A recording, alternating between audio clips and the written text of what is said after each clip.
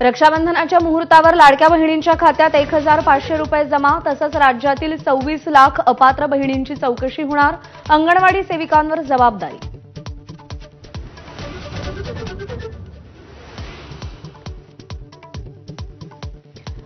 जो तो उठतो आणि आपल्यालाच उपदेश करतो. कुठून पुण्याचा पालकमंत्री झालो असं वाटायला लागलंय. अजित पवारांची फटकेबाजी.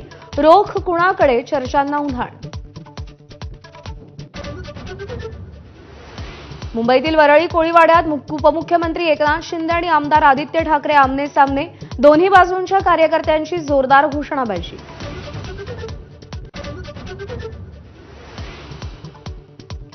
मुंबईमध्ये बेस्ट पतपेढीच्या निवडणुकीत ठाकरे बंधूंची युती. निवडणुकीत उत्कर्ष पॅनल म्हणून ठाकरे बंधू एकत्र. पतपेढीच्या 21 जागांसाठी 18 ऑगस्टला मतदान.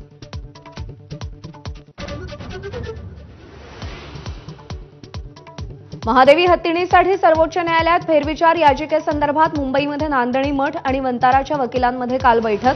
तर सोमवारी सर्वोच्च न्यायालयात सुनावणी.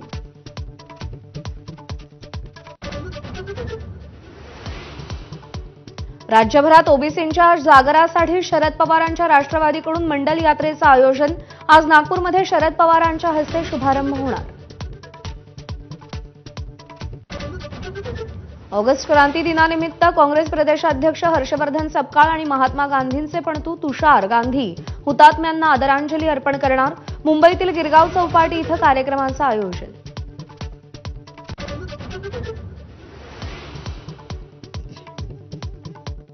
शेतकऱ्यांच्या कर्जमाफीसाठी बच्चू कडूंचं अनोखं आंदोलन. रक्षाबंधनानिमित्त काळी राखी बांधून आंदोलन करणार. अमरावतीच्या चांदूर बाजारातून निषेध. ठाणे पोलीस मुख्यालयातील 9 कॉन्स्टेबल निलंबित. रुग्णालयात नेताना 7 पैकी 2 कैदी बेपत्ता झाल्यानं कारवाई. कैद्यांबाबत विचारल्यानंतर उडवाउडवीची उत्तरं दिल्यानं बळगा.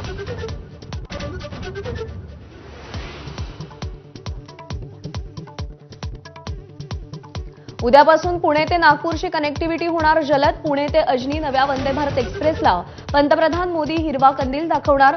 9 तासात उपराजधानी गाठता येणार.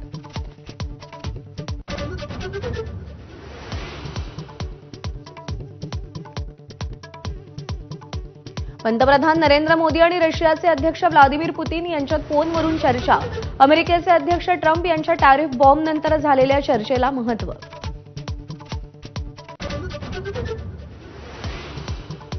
उत्तरकाशीतील ढगफुटीनंतर सलग 5व्या दिवशी बचावकार्य सुरू. अडकलेल्या पर्यटकांच्या भेटीला मंत्री गिरीश महाजन. हर्षिलमधून महाराष्ट्रातील 133 पर्यटकांना एअरलिफ्ट केल्याची माहिती.